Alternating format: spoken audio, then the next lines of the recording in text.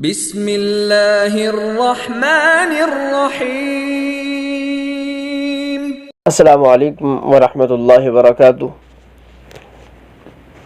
کل کے سبق میں ہم نے اصل ثانی زبان کا پہلا حصہ اقصی لسان اس کے بارے میں پڑھا تھا کہ اس میں 2 مخارج ہیں اور 2 ہی حروف یہاں سے ادا ہوتے ہیں۔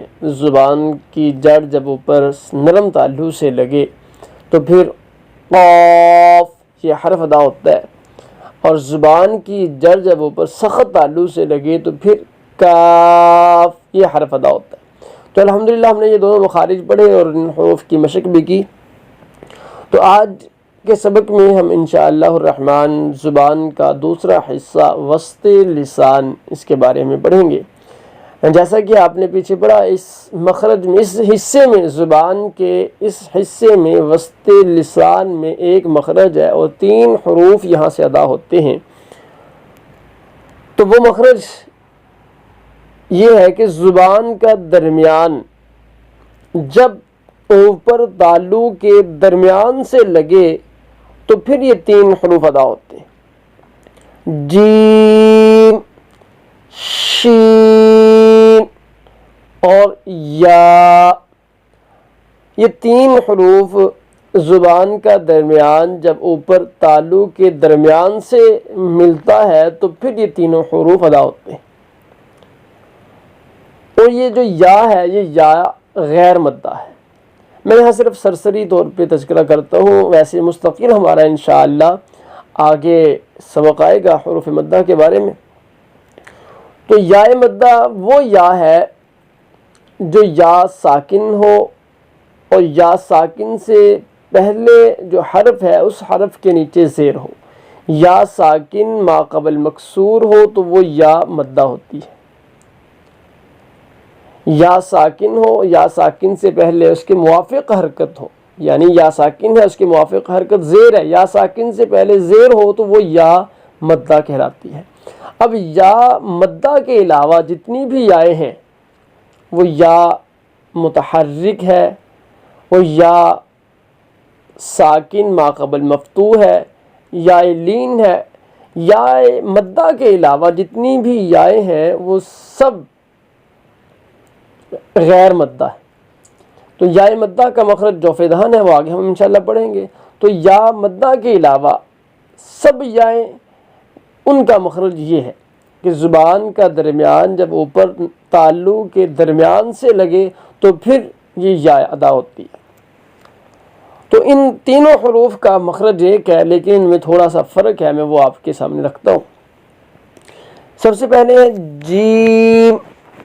تو زبان کا درمیان اوپر تالو کے درمیان سے ٹچ ہوگا، آپس میں ملے گا تو پھر یہ جیم ادا ہوگا۔ یہاں آپ دیکھیں، یہ زبان کا درمیان ہے اور یہ اوپر تالو کا درمیان ہے۔ یہ زبان کا درمیان تالو کے ساتھ ٹچ ہو جاتا ہے، مل جاتا ہے، بالکل ساتھ لگ جاتا ہے، تب پھر یہ جیم ادا ہوتا ہے۔ جیم، آپ دیکھیں پڑھ کے، جیم جیم۔ تو آگے ہے شین۔ زبان کا درمیان جب اوپر تالو کے درمیان سے ملتا ہے تو شین ادا ہوتا ہے، لیکن جیم اور شین میں فرق یہ ہے کہ یہاں پر تھوڑا سا گیپ رہتا ہے، کیونکہ شین میں جو صفت ہے وہ صفت ہمس ہے۔ ہمس میں سانس جاری ہوتا ہے، جب سانس جاری ہوگا تو اسے تھوڑی سی سپیس چاہیے، کچھ جگہ چاہیے جہاں سے سانس باہر نکلے۔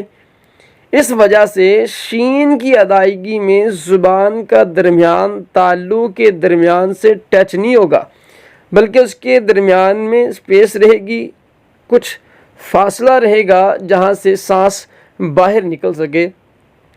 تو ہم پڑھتے ہیں شین، آپ میرے ساتھ پڑھیں، شین شین۔ اب شین کو ہم ساکن کر کے شروع میں حمزہ لگاتے ہیں تو پھر دیکھتے ہیں اش، یہ دیکھیں سانس جاری رہتا ہے، آواز چلتی رہتی ہے، اس میں جو وہ زبان کا جو درمیان ہے تالو کے درمیان سے بالکل ٹچ نہیں ہوتا بلکہ اسپیس رہتی ہے، کچھ فاصلہ رہتا ہے. اش اش عش عش اش اش، تو یہ شین کا مخرج ہے. اب آگے ہے یائے غیر مدہ.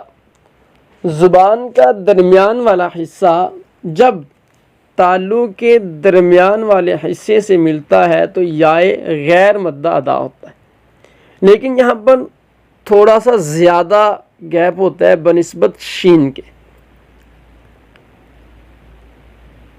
دیکھیں یاؤ یاؤ یا یا ادا کرتے ہوئے زبان کا درمیان تالو سے کچھ فاصلے پہ ہوتا ہے، کچھ ان کے درمیان گیپ ہوتا ہے تو پھر یا ادا ہوتا ہے. تو یہ ایک تھوڑا سا معمولی سا فرق تھا جو میں نے آپ کے سامنے رکھا ہے. تو اب ہم ایک دفعہ ان حروف کی پریکٹس کر لیتے ہیں ان کو حرکات لگا کے. تو جیم زبر جا، جیم زیر جی، جیم پیش جو، جا جی جو، شین زبر شا، شین زیر شی، شین پیشو، شا شی شو، یا زبر یا زیر ی، یا پیش یو، یا ی یو. آج کے لیے بس اتنا ہی کافی ہے. السلام علیکم ورحمۃ اللہ وبرکاتہ.